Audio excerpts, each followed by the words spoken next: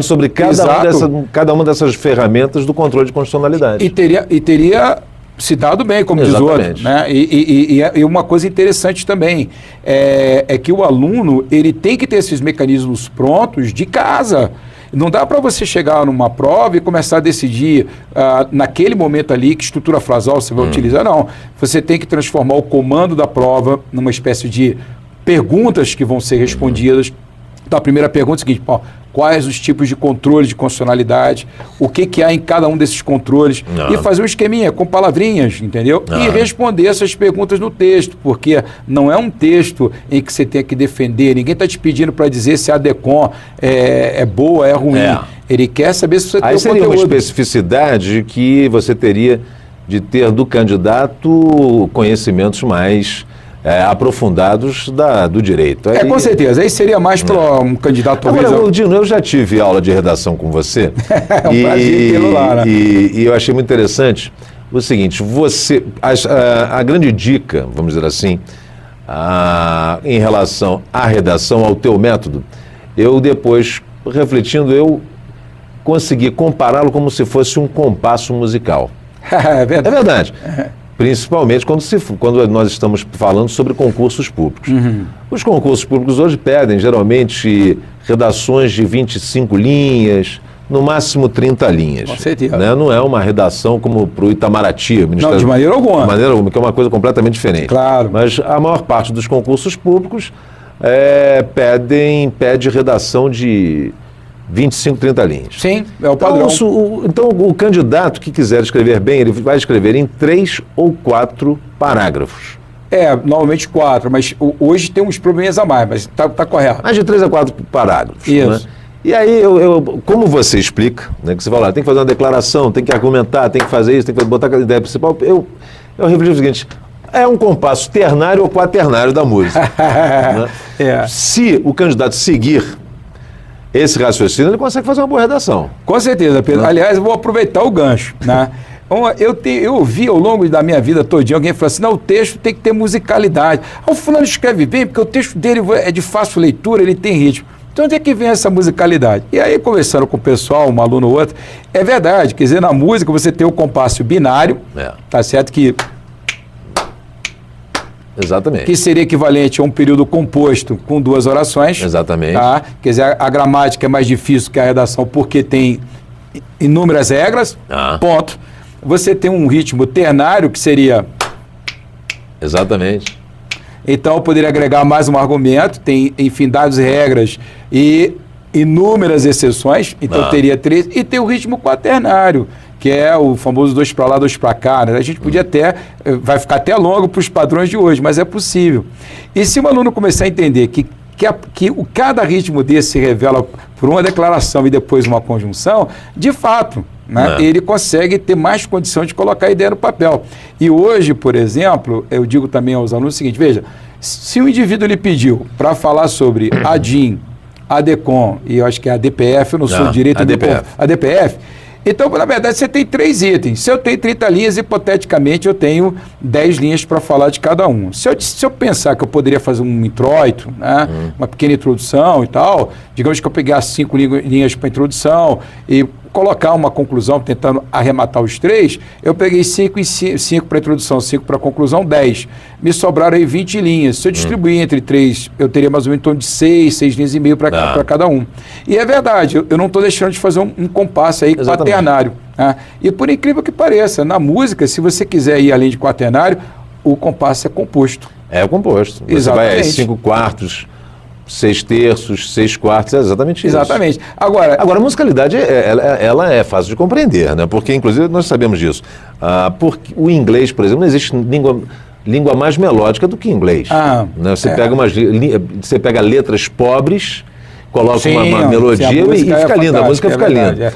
Agora, a musicalidade é importante, principalmente quando você vai ler aquele texto em voz alta. Eu sou editor de rádio e já fui editor também de TV. Todo texto que você faz para rádio e TV, você no início, para treinar, você tem que ler em voz alta. Depois você já consegue produzir o som mesmo lendo em silêncio. Cá entre nós, eu acho que não dá para fazer isso na hora do concurso. Mas ler o texto em voz alta muito bom. uma dezenas de problemas. Principalmente para corrigi-lo. Né? Para corrigir. E tem um detalhe que eu queria dizer, até dentro dessa visão do compasso, eu, por exemplo, digo aos meus alunos que frase curta, ou seja, o compasso binário, são ótimas para o início do parágrafo e para o final. Mas o miolo do parágrafo, o desenvolvimento, ele talvez fique melhor ou com um ritmo ternário ou com um ritmo quaternário. Agora, eu reconheço que talvez, até por força dessa agitação do mundo contemporâneo, né? Nós estamos numa sociedade que nós estamos fazendo em 12 horas o que fazíamos em 24 no início do século. É verdade. Então, eu sinto que, de fato, a gente está tendo uma língua que, digamos assim, ela está ficando um pouco mais sintética. Né? Então, acho que hoje você escreve muito mais com binário e ternário do que com quaternário. Né? Mas eu também fico meio preocupado, porque eu tenho visto alguns textos que são verdadeiros telegramas. Né? Não tem conjunção, são uma sucessão de frases curtas, inclusive... Alguns não tem nem artigo, né? Exato, quer dizer, e você vai ler, você tem que parar para falar, peraí, isso aqui é causa do que está aqui antes, então, peraí, aqui cabia um porquê, cabia, então deixa eu botar o porquê mentalmente aqui, porque senão eu não consigo entender o texto. Então isso me preocupa, porque sem conjunções nós não conseguimos articular o pensamento, nem na modalidade oral, nem na modalidade escrita. Agora, se você tivesse, claro que isso, você até... imperdoável com você ao te cobrar uma explicação né, ao espectador de como você poderia explicar para ele como se constrói, por exemplo, os principais parágrafos de um texto, já que é uma argumentação, já que é uma declaração e um argumento. Esse argumento tem que ser seguido, ele tem que vir acompanhado de uma conjunção, seja ela explicativa, né, causal. Qual é a dica que você pode passar para o candidato? Bom, então, em primeiro lugar, a primeira grande dica é o seguinte: todo texto produzido pelo ser humano, olha que risco que eu vou assumir aqui agora, hein? Estamos falando de dissertação, hein? Não estou falando de poesia, não estou falando de texto literário, né? Mas todo texto que é produzido pelo ser humano, eu acho que ele é gerado a partir de uma pergunta, não é verdade? Claro. Então, por exemplo, ainda há pouco a gente estava falando, né? Quer dizer, olha, quais os mecanismos de controle de constitucionalidade? Tá? Então, se eu estou falando de mecanismos de controle, se eu perguntei quais, então esse texto se constrói em torno de uma declaração que vai responder essa pergunta. Perfeito. Perfeito. Então tá, esse é para o texto expositivo conceitual, esse é um rótulo, o espectador não tem que se preocupar com esse rótulo, mas é esse texto que está na prova de superior do MPU, tem no TCU e em outras instituições, que é um texto de conteúdo. E aí é evidente, né, que o que eu tenho a dizer de principal a respeito da ADIM, da ADECOM e da ADPF. Então, se eu pensar dessa forma, eu vou ter o que eu chamo de triângulo de argumentação. Porque se eu falar, bom, eu estou aqui com 6 linhas para cada uma, eu vou declarar, vou colocar 2 argumentos, depois vou dizer, ademais, é importante por isso e por isso. Então, eu tenho esse texto de conteúdo. Perfeito. Agora, no texto argumentativo, nós precisamos entender que, primeiro, o texto argumentativo ele é um texto de opinião. Se ele é um texto de opinião, ele se constrói em torno de uma declaração em que eu assumo um determinado ponto de vista. Assume riscos. Isso, assumo risco. Não existe dissertação argumentativa sem risco. Outro dia o cara falou, me falaram que eu não posso fazer juízo de valor. Eu falei, mas rapaz, como é que você vai escrever uma dissertação argumentativa sem fazer juízo de valor? É impossível, né? Mas não, vamos lá. Então, por exemplo, vamos pegar um assunto que está aí agora, né? Cotas para estudantes afrodescendentes. Então, se eu quero escrever um texto sobre cotas, se ele é um texto expositivo, eu não vou assumir ponto de vista. Então, eu vou explicar quando é que elas surgiram. Posso dizer que elas estão, de certa forma, a importação do affirmative action americano e tal. Tudo bem, mas eu não... Quais as instituições que defendem, isso, aquelas que são contra. E aí, como eu não sou a favor nem contra, muito pelo contrário. É bom que tire o corpo fora. Mas se eu tiver uma prova em que um examinador me colocou as seguintes questões: diversas instituições públicas de ensino, instituições de ensino públicas no Brasil, universidades, têm utilizado um sistema de ingresso baseado em cotas para estudantes afrodescendentes ou negros. Né? Estuda-se também a possibilidade de se garantir as cotas nos concursos públicos, né? Que foi até tema de um concurso, viu? Então, as cotas são um mecanismo justo de acesso ao ensino superior e possivelmente de acesso ao serviço público?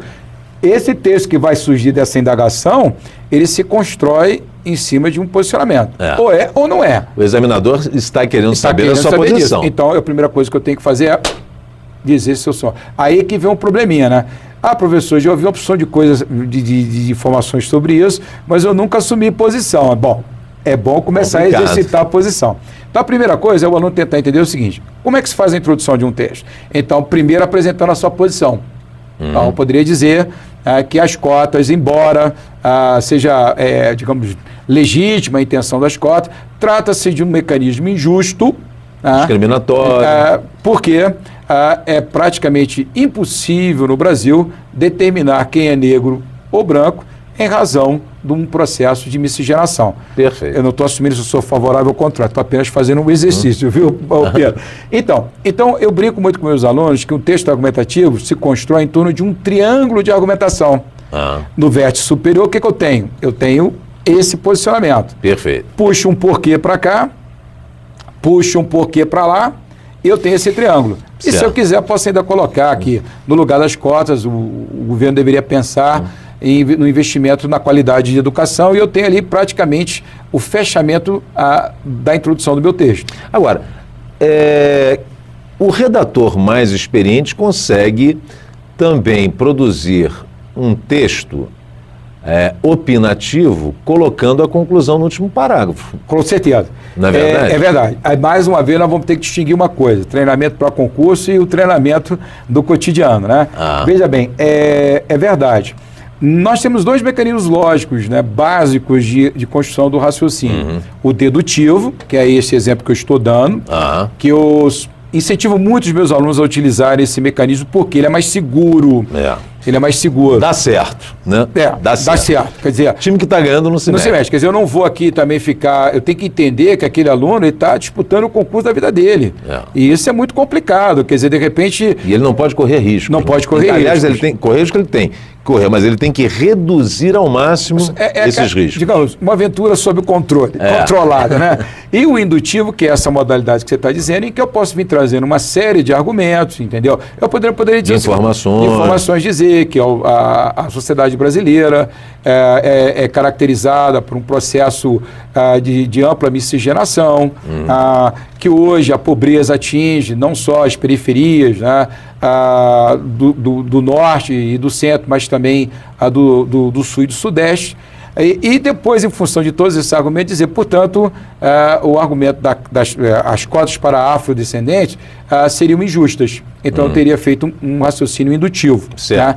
Que até há quem diga que às vezes, para, por exemplo, você escrever determinados textos, é até mais gostoso, dá mais, digamos, se você prende um pouco mais o leitor. Mas para concurso eu não gosto não, viu? Vou te aviso, porque eu já vi muita gente que vai nessa linha daí e acaba o tempo de prova e não chegou na resposta-chave. Quer dizer o quê? Escuta, se é favorável ou contrário às cotas. E isso se você não colocar o posicionamento, você perdeu pontos preciosos. Dino, só temos mais um minuto. Pois não. Qual a grande orientação que você faz, não para o candidato deste concurso, que aí está, mas para os candidatos, né, para os estudantes que estão com esse objetivo, de se tornar um servidor